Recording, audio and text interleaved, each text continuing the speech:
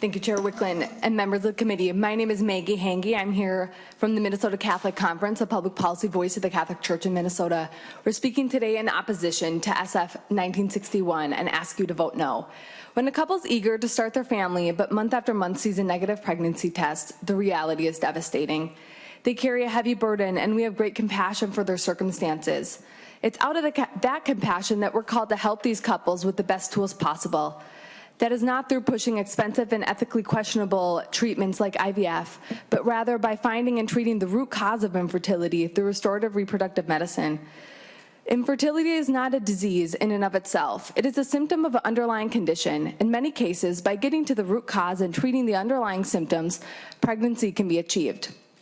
But when couples are pushed towards IVF and related technologies without fully understanding why the infertility is present, IVF may fail.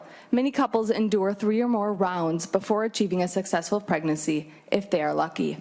Nationally, 37% of assisted reproductive cycles, technology cycles, resulted in a live birth. Put the other way, 63% of all cycles fail. The high cost of these cycles, ranging from $15,000 to $30,000 on average, would certainly impact healthcare premiums. We're grateful that Senator McQuaid accepted a religious exemption in the last committee so that organizations who disagree do not have to offer this in their health plans. Still, all Minnesota taxpayers will be forced to fund this unethical and often ineffective practice at great expense. But we don't have to spend this kind of money, especially when there are cheaper alternatives with better results. Some studies have found that pursuing restorative reproductive medicine yields a 60% success rate. By correcting hormonal imbalances, unblocking a fallopian tube, or removing endometriosis tissue, couples can restore their fertility and go on to have additional children naturally.